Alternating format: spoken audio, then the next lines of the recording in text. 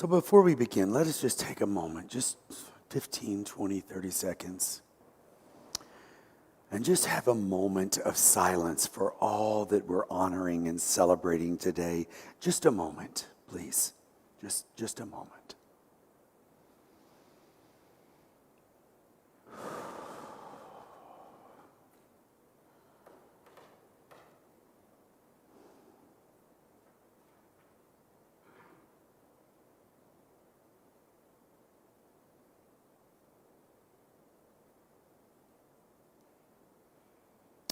Thank you for that.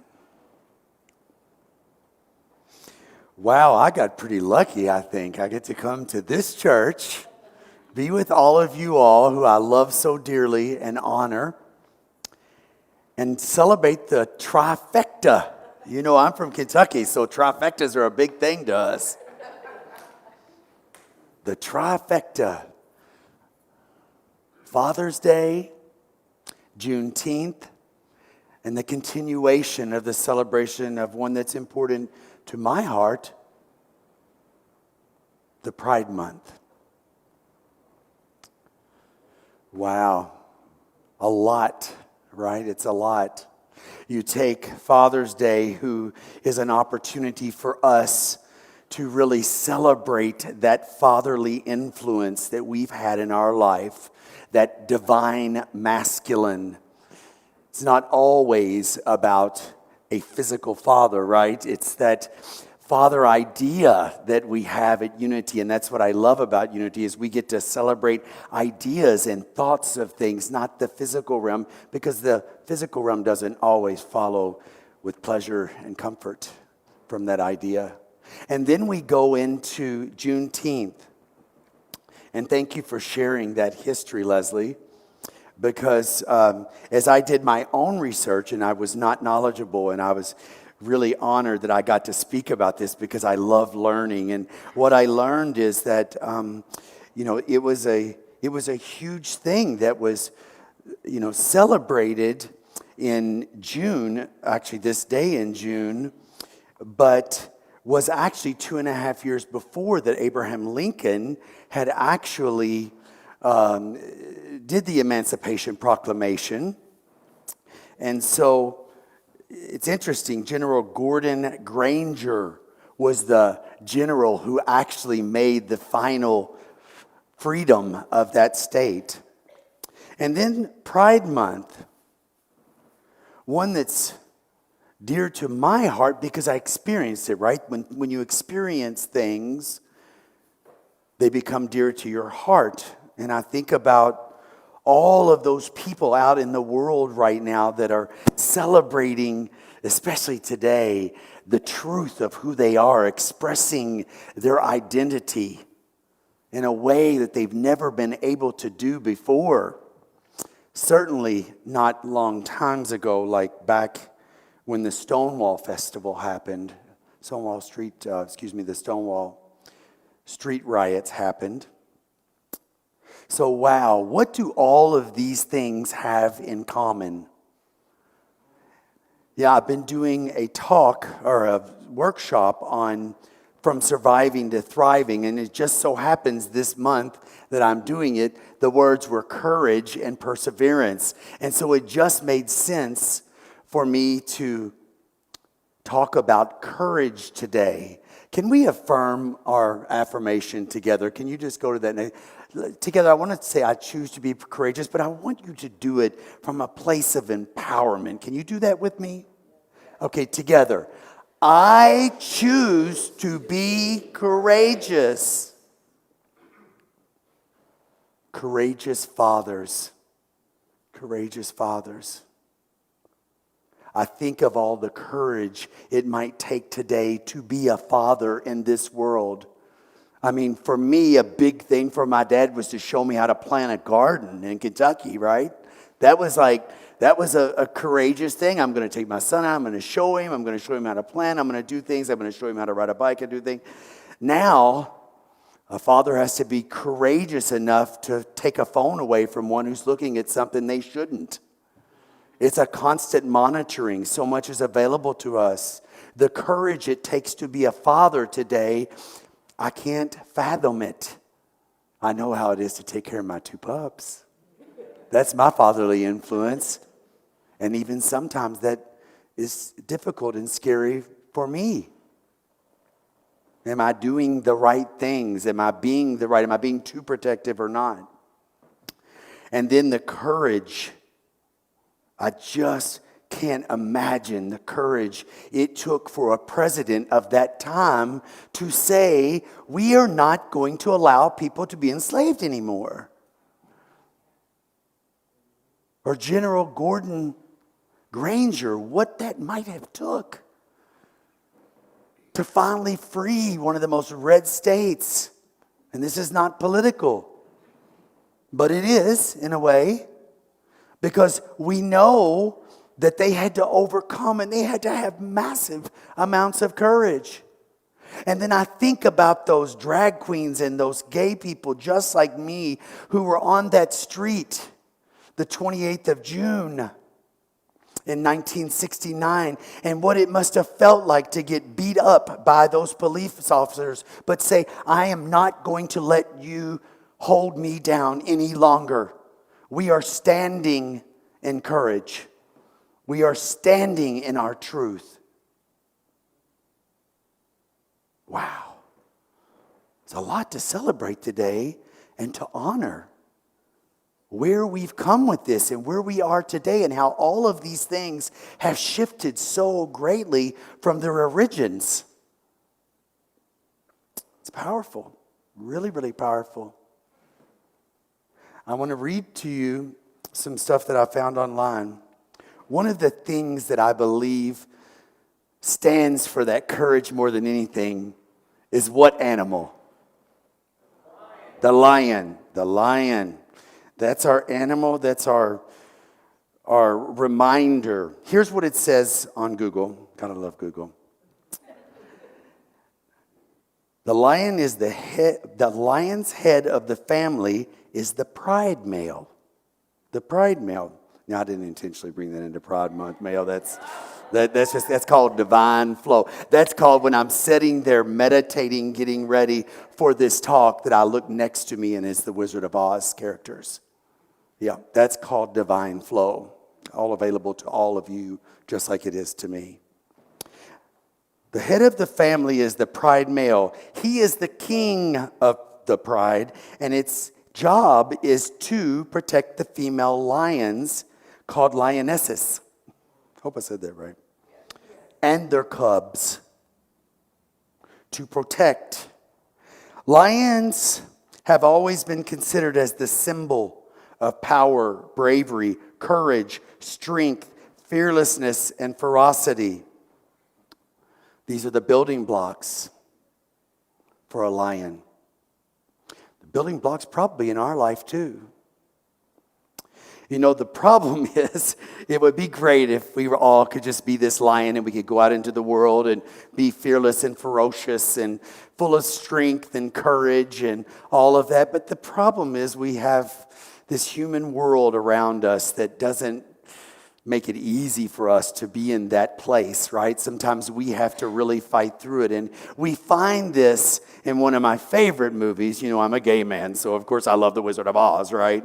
Anything with red slippers and, you know, blue dresses and, you know, any of that, that's going to be good for me. But we have this lion who is struggling. Maybe like us. We go through these things. Lost his fear, has no power, courage is to the bottom of the earth. Not good. But he meets this innocent little girl in blue and red slippers who gives him hope. Hope. I love this story because it's all about hope. It's about opportunity. It's about how we can shift our own consciousness. Now, what you don't know is that I was the president of the Pride Festival in Fort Lauderdale for 3 years. I was very blessed to be in charge of the Stonewall Street Festival, which is one of the largest street festivals in the United States. It took a lot of courage not to run it, but to be it. Because you see, there were people with signs. There were, you get the anti, right? But we had courage. Now, I'm going to have you put this up here because this took a lot of courage. Now, no, I'm not the lion. That is me. I am Dorothy. Okay? I told you I love red slippers. Actually, those are red roller blades. And yes, I had a live dog named Toto that I skated around in front of the float. My float was the Wizard of Oz. So you see, it means a lot to me. The story for me to have the courage, because I'm not really into female dressing, but to have the courage to do that, and it took a lot of hours to get me to look like that too, trust me. The poor makeup artist was exhausted by the time he got done. But the courage it took for me to get out there and be in front of these people that are not for us, that's an invaluable amount of courage, you see. So how do we in life get this courage? What is courage? What's it about? Let's go to the next screen. And let's talk about the three components of courage. First of all, there has to be a significant risk of harm or loss. For there to be courage, there has to be a chance that you are going to fail and a chance that you're going to win or succeed. There is a judgment. There's some type of judgment one way or the other. If you fail, you're a bad boy. If you win, you're a good girl. And then there is both the willingness and the ability to carry out that action. You see, that's one of our principles at Unity, right? Fifth principle, take action. Because all of that is worthless unless we are able to empower who we are and take action and step out into that and go, I'm going to stand for this, even if I fail or if I fall. Next slide, please. So you probably don't realize it, but there's three types of courage. Now, the one you're probably going to recognize the most is the one that's most common. That's physical courage. Now, that courage is the courage like a fireman or someone in the military. They are physically going out, having to have physical courage to go do or save or do whatever that is. So that's the courage we kind of assume is courage in our life. But positive psychology has determined there are three types. Then you have the personal courage. That's the courage I'm asking you to use today. That personal courage, the courage that says, I really want to go to school again, but I'm scared. What if I fail? I really want to go and make a different state in my life, but what if I don't do that and I fail?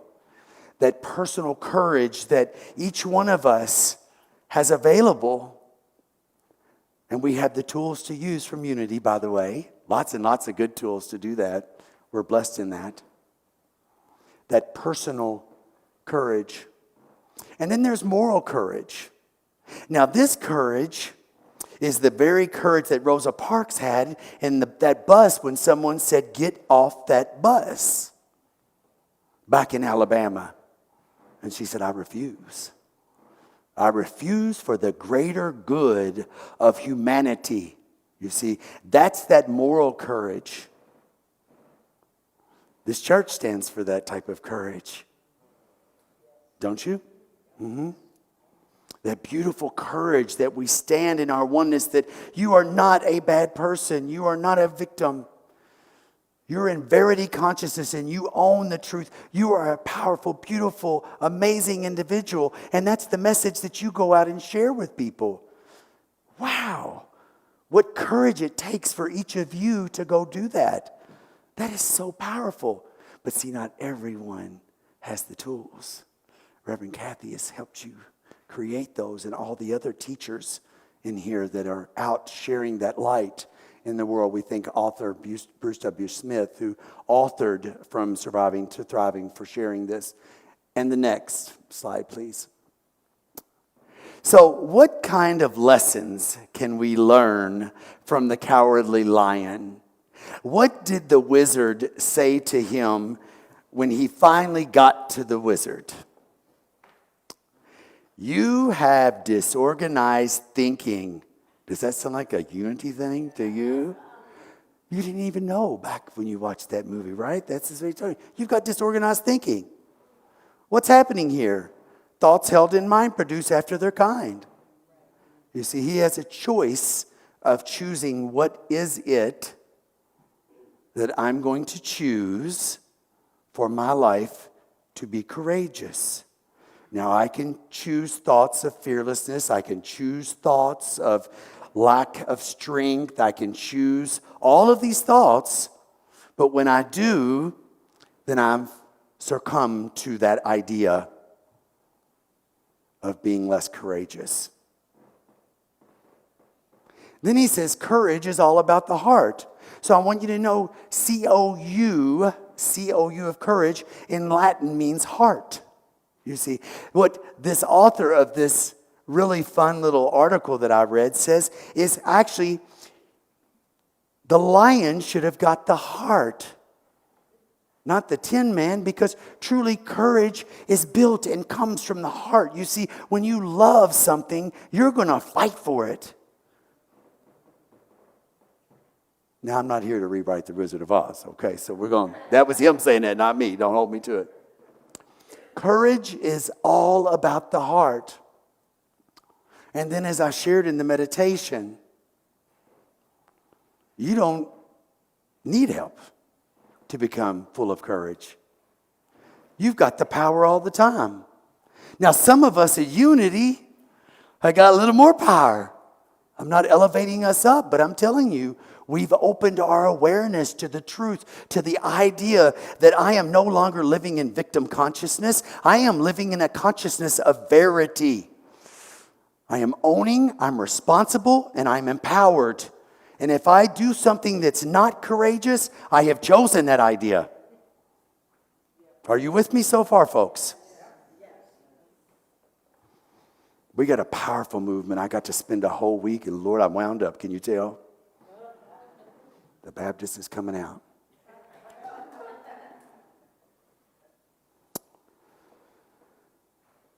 So, what does this look like in our world today?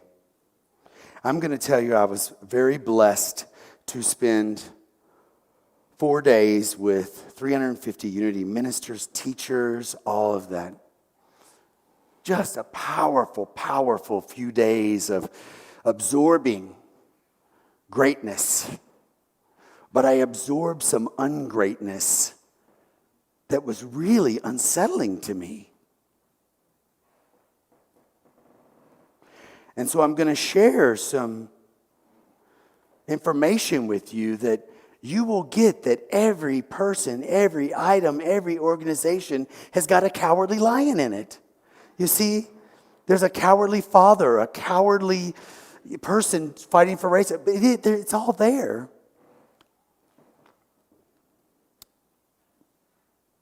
I was so shocked to find out when the lady who received the Myrtle Fillmore Award in 1974 was told, sitting in a chair before she was about to walk out for ordination, if there's anyone in this group that is gay, you will not be ordained.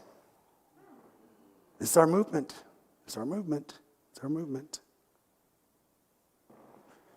There are times in our history when African Americans were not allowed to be on the grounds of Unity Village and their children not allowed to swim there. Shocker, huh?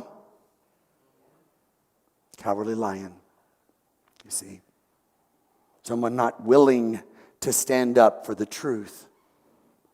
Now, what I tell you now is over that 4 days, I saw so many heroes, so many people of courage, so many people that stood up for that. That woman is still powerful. For 45 years in the Unity movement, she has stood for the idea as I am a gay minister, I'm proud, and I own who I am. She had more courage than I could ever imagine. My shock went into hope and realizing that there's cowardly lions in everything. But every day, folks, every moment, we have an opportunity with the tools that you have available to you, that this minister, this church, the people here offer you to go out into the world and make a difference. You see, you have this opportunity right now. The world needs you more than ever. They need a courageous lion. They need a protector. There's fathers out here who need support. There's gay people, LGBTQI. It's almost an alphabet soon, I think. And we welcome every letter, acronym that they want to add to it, because we are here to support and encourage them as well. To every African American in this world who still has a genetic imprint of all the damage that was done. It's shock, but there's hope. There's hope. This message right here in this church is your hope. It is courage multiplied. I see it in all of you. I can tell from your energy. And so as we go out of this church, as we go out today out into the world, let us bless every father. Let us bless every father influence.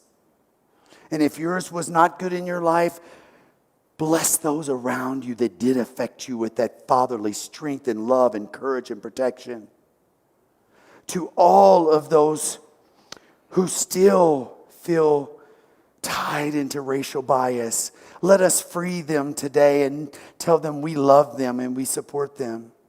And finally, to all my gay brothers and sisters, or those questioning or wanting to wear a dress or don't feel like they're a man, they're a woman, and all of that. I don't understand all of that. I only understand how I feel.